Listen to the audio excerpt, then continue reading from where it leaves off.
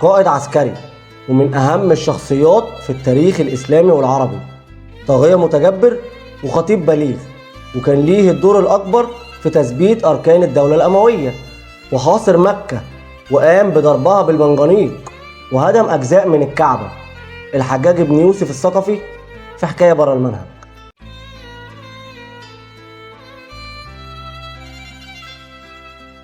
بس قبل ما نبدأ الحلقة ما تنساش تعمل لايك واشتراك في القناة عشان نقدر نستمر. الحجاج بن يوسف الثقفي اتولد في مدينة الطائف سنة 41 من الهجرة، واللي اتسمى بعام الجماعة، وهي السنة اللي تنازل فيها الحسن بن علي بن أبي طالب رضي الله عنهما عن الخلافة لمعاوية بن أبي سفيان. نشأ الحجاج بن يوسف في الطائف وتعلم القرآن والحديث، وكان بيتردد على حلقات العلم من الصحابة والتابعين زي عبد الله بن عباس وأنس بن مالك.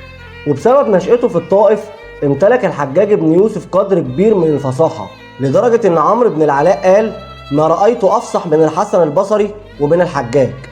وفي بداية حياة الحجاج اشتغل بتعليم الأطفال القرآن والحديث، وحضر الحجاج بن يوسف العديد من الأحداث التاريخية اللي أثرت في التاريخ الإسلامي وفي الحجاج بن يوسف نفسه.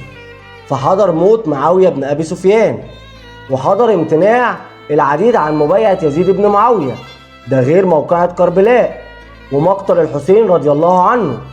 وبسبب الأحداث اللي عاشها الحجاج بن يوسف ما كانش راضي عن أحواله، وعشان كده قرر إنه يسافر للشام. وفي الوقت ده كان العالم الإسلامي للأسف مقسوم لنصين، وده بعد وفاة يزيد بن معاوية، وده لأن عبد الله بن الزبير أعلن نفسه الخليفة سنة 64 هجريا، وقام بمبايعته أغلب أنحاء العالم الإسلامي إلا الأردن، واللي فضلت على ولائها للأمويين، وبيعة مروان بن الحكم. وقدر مروان بن الحكم إنه يسترجع مصر، وبعد وفاته استعاد عبد الملك بن مروان العراق عشان ما يبقاش تحت إيد عبد الله بن الزبير غير الحجاز.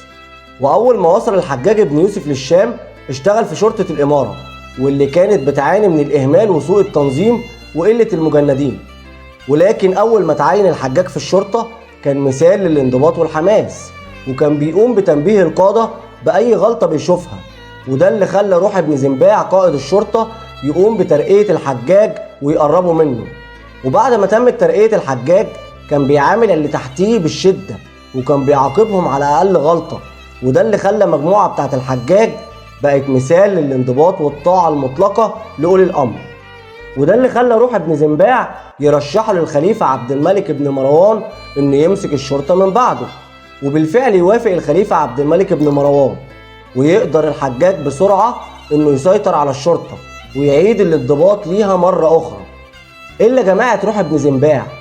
ولما في مرة عدى عليهم الحجاج ولقاهم بياكلوا أمرهم بعدم الأكل أثناء العمل، ولما ما سمعوش كلامه أمر بحبسهم وحرق المكان اللي كانوا قاعدين بياكلوا فيه.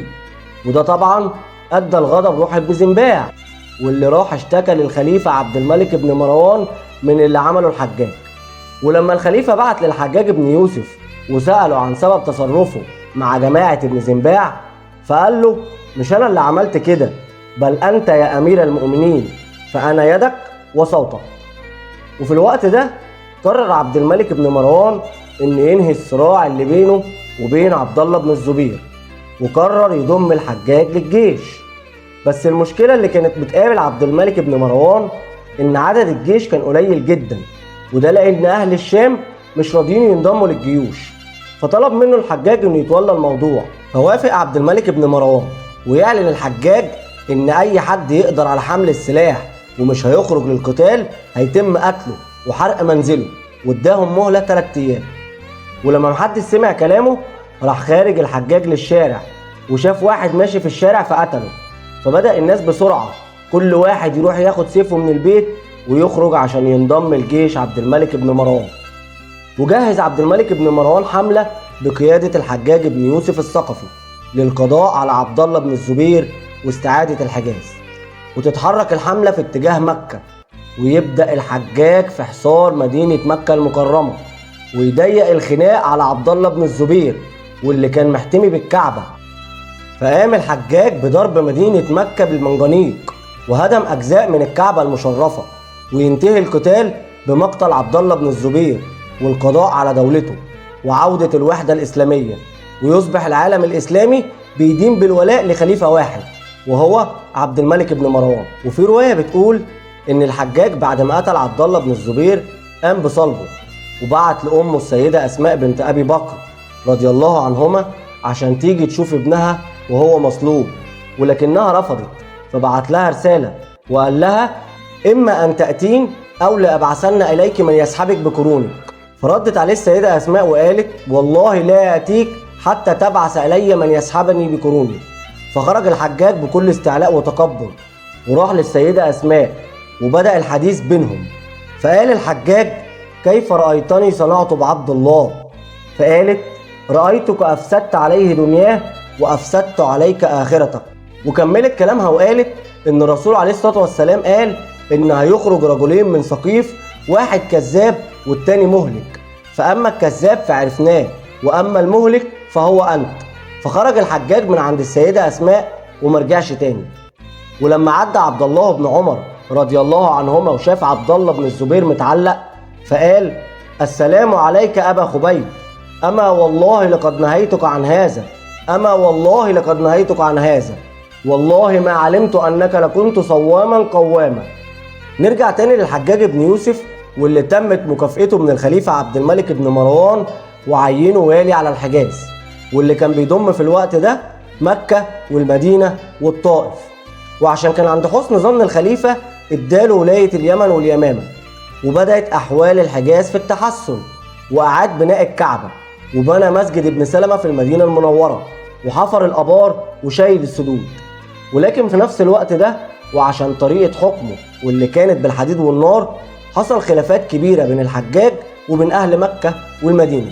وفي سنة 75 هجريا كان الخليفة عبد الملك بن مروان بيقدم مناسك الحج وخطب على منبر الرسول عليه الصلاة والسلام، وقام بعزل الحجاج عشان في نفس الوقت يعينه والي على العراق. وكانت الأمور في العراق في غاية الفوضى، وكانت بتحتاج إلى من يعيد الأمن والاستقرار، ده غير تقاعس الناس عن الخروج للقتال، ده بالإضافة لخطر الخوارج واللي زادت شوكتهم.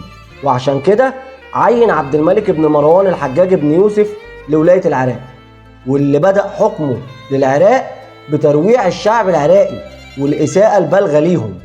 وفي بداية حكمه أمر الناس بالاجتماع في المسجد، وفجأة يدخل الحجاج المسجد وهو ملثم بعمامة حمراء ويعتلي المسجد ويلقي خطبته الشهيرة واللي قال في أجزاء منها: والله يا أهل العراق إني لأرى رؤوسا قد أينعت وحان قطافها، وإني لصاحبها، والله لكأني أنظر إلى الدماء بين العمائم واللحى، يا أهل العراق يا أهل النفاق والشقاق ومساوئ الأخلاق.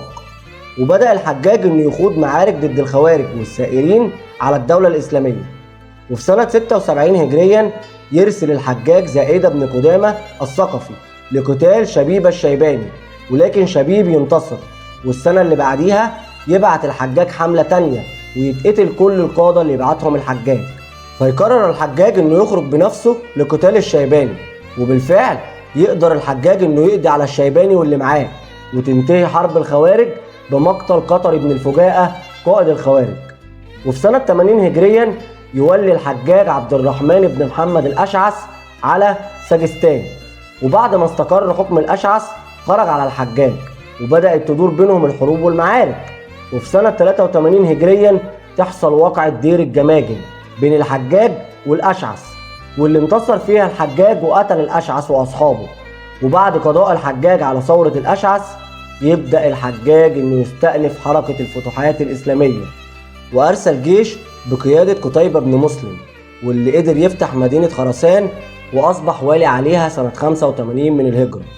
وكمل في فتوحاته الإسلامية وفي حركة الجهاد لغاية ما فتح العديد من المدن والممالك الحصينة واللي كانت موجودة على حدود الصين، وكان السبب في نشر الإسلام في المدن دي، واللي أصبح كتير منها بعد كده مراكز هامة للحضارة الإسلامية زي مدينة بخاري وسمرقند. وفي سنة 89 من الهجرة بعت الحجاج جيش بقيادة ابن عمه محمد بن القاسم الثقفي لفتح بلاد السند. ومحمد بن القاسم كان صغير في السن، ما يزيدش عمره عن 20 سنة، ولكنه كان قائد عظيم ونجح في خلال فترة 5 سنين انه يفتح مدن بلاد السند. وفي خلال الفترة دي يتوفى عبد الملك بن مروان سنة 86 هجريا، ويتولى الوليد بن عبد الملك خليفة للمسلمين، ويقرر الاعتماد على الحجاج، ويفضل الحجاج في منصبه والي على العراق، واللي فضل يحكمها لمدة 20 سنة. وفي الفترة اللي قضاها الحجاج بن يوسف في حكم العراق كان ليه بعض الإصلاحات، فمنع بيع الخمور، وبنى الجسور لأنهار العراق، وأنشأ عدة صهاريج بالقرب من البصرة لتخزين مياه الأمطار، ده غير أمره لحفر الآبار في المناطق المقطوعة لتوفير مياه الشرب للمسافرين. ومن أهم إنجازاته بناء مدينة واسط بين الكوفة والبصرة، واللي استغرق بنائها 3 سنين واتخذها مقرا لحكمه، ده غير انه ساعد في اعراب الدواوين والاصلاح النقدي للعملة. وينسب للحجاج بن يوسف الثقفي انه قام بوضع نقط الحروف للمصحف، ووضع علامات الاعراب على الكلمات، واسند هذه المهمة الى نصر بن عاصم، ده غير اعتماده على قراءة واحدة، واختار قراءة عثمان بن عفان رضي الله عنه. وبعد كل اللي حكيناه عن الحجاج بن يوسف الثقفي لازم نعرف اهم الحاجات التاريخية اللي اتقالت عنه. فقال عنه ابن كثير: كانت فيه شهامة عظيمة، وفي سيفه رهق، وكان كثير قتل النفوس التي حرمها الله بأدنى شبهة، وكان يغضب غضب الملوك. وقال عنه الشعبي: الحجاج مؤمن بالجبت والطاغوت وكافر بالله العظيم. وعن عاصم بن أبي النجود قال: ما بقيت لله تعالى حرمة إلا وقد انتهكها الحجاج. وقال عمر بن عبد العزيز عنه: لو تخابصت الأمم وجئتنا بالحجاج لغلبناهم، وما كان ليصلح لدنيا ولا لآخرة. وقال عنه الذهبي رحمه الله إن الحجاج كان ظلوما جبارا سفاكا للدماء، فنسبه ولا نحبه ونبغضه في الله، وله حسنات مغمورة في بحر ذنوبه، وأمره إلى الله. وفي سنة 95 هجريا يموت الحجاج بن يوسف بعد صراع مع المرض، واللي وفقا للروايات المجمع عليها ان الدود كان بياكل في معدته. وقبل ما يموت الحجاج يكتب وصيته ويطلب دفنه في مكان غير معروف، وقال في جزء من وصيته: بسم الله الرحمن الرحيم، هذا ما أوصى به الحجاج بن يوسف، أوصى بأن يشهد أن لا إله إلا الله وأن محمد عبده ورسوله، وأنه لا يعرف إلا طاعة الوليد بن عبد الملك، عليها يحيى وعليها يموت وعليها يبعث. وقال قبل وفاته مباشرة: اللهم اغفر لي فإن الناس يزعمون أنك لا تفعل. وعشان نكون بننقل الحقيقة من غير تحريف أو تزييف، لازم نفهم حضراتكم إننا مش مع الحجاج بن يوسف أو ضده، احنا بس بننقل لحضراتكم الأحداث بناء على المصادر والمراجع من الناس اللي عاشوا الأحداث. أما احنا فملناش حق إننا نحاسب حد أو نتهم حد بأي حاجة، وزي ما قال الذهبي: إنما أمره إلى الله.